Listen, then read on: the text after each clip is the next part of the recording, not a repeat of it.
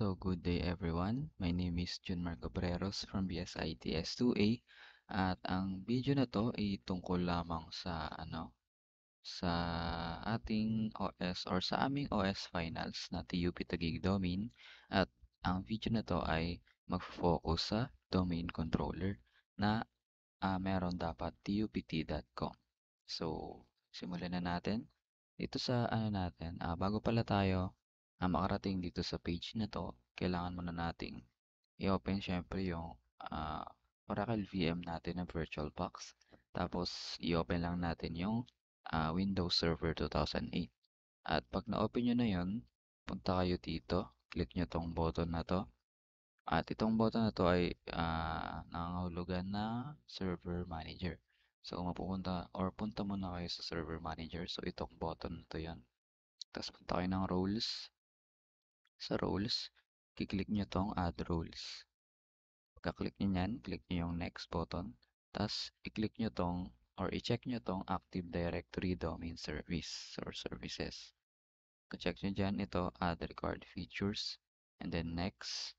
And Next. Tapos, install. So, i-pause ko muna kasi medyo matagal tong installation. Balik ako tapos.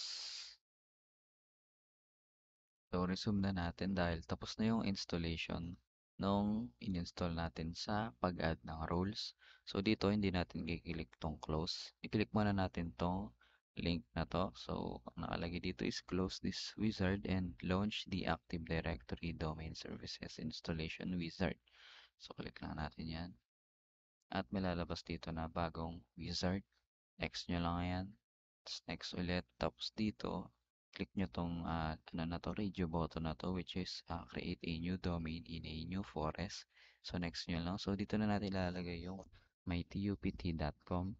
So ilagay ko na lang yung last name ko, obreros.tupt.com. Katapos nyan is next na lang natin. So, medyo matagal to. Kailangan ko muna siyang i-pause ulit. So, ayun, tapos na yung loading. So, dito na sa part na to.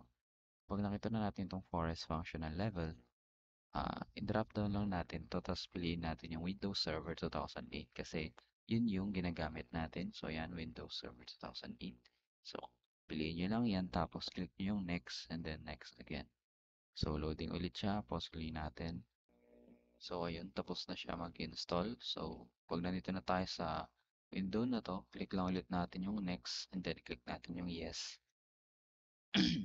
Tapos dito, click lang natin ulit yung yes. At ito, pabayaan na lang natin na ganyan yan. Click ulit natin yung next.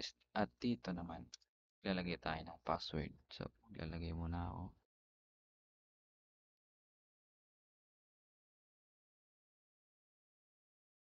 Pagkatapos nyo malagay, click na lang yung next, next, tapos, yan, mag-wait ulit tayo. At ipapost ko muna kasi matagal ulit yan. At ayun, tapos na rin ma-install yung ah, tawag dito. Yan, completing the Active Directory Domain Services installation. So, tapos na rin yun. Click lang natin yung finish at ay na, i-restart na natin siya.